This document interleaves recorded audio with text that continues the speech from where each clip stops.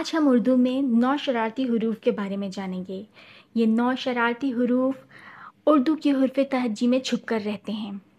बाज़ औक़ात इन 9 शरारती हरूफ की वजह से कुछ बच्चों को बहुत लिखने में परेशानी का सामना करना पड़ता है, क्योंकि वो ये बात भूल जाते हैं कि कौन सा लेटर किस लेटर के साथ मिल जाएगा और कौन सा लेटर किस लेटर का हाथ नहीं पकड़ेगा। यही वजह है कि जब हम हुर्फ़ तहज्जी और आदि अशकाल सीख जाएं, तो हमें फ़ौरन ही बच्चों को 9 शरारती हरूफ की रिकग्नाइजेशन करवा देना चाहिए, ताकि वो लिखने में परेशानी का सामना ना करें। आइए देखते हैं कि वो 9 शरारती हरूफ कौन से हैं।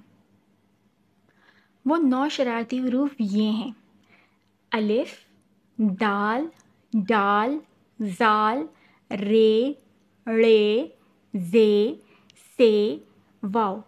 यही वो 9 शरारती हरूफ हैं जो अपने से आगे आने वाले लेटर का हाथ नहीं पकड़ते।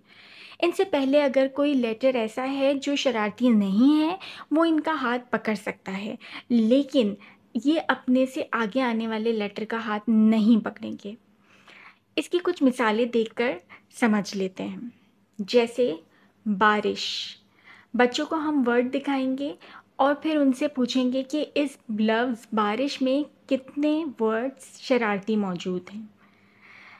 तो देखिए, इसमें अलिफ और रे दोनों ही शरारती हैं और इन दोनों ने ही आगे आने वाले लेटर का हाथ नहीं पकड़ा।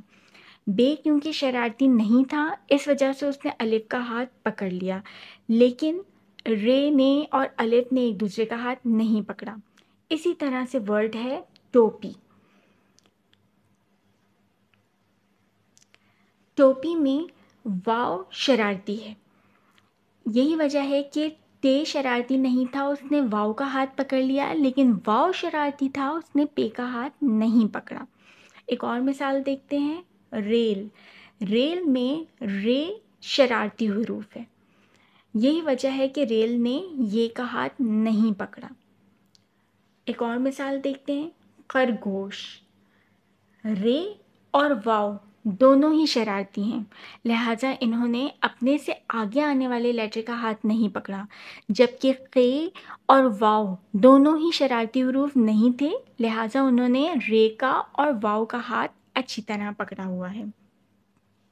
एक और मिसाल देखते हैं, डाकिया।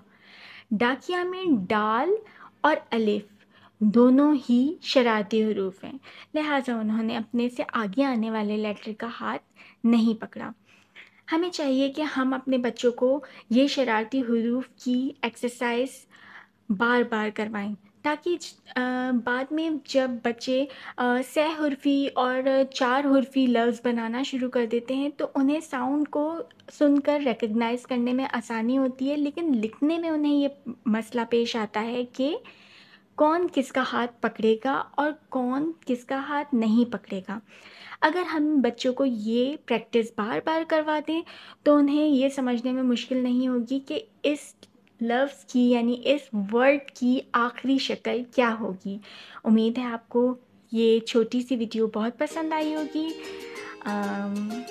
अगर आपको ये वीडियो पसंद आए तो प्लीज़ लाइक, सब्सक्राइब और शेयर कीजिए और बेल का आइकन ज़रूर दबा दीजिए, ताकि आपको कोई भी नई आने वाली वीडियो का नोटिफिकेशन आराम से मिल जाए। Thank you for watching. Stay tuned with us till next lesson.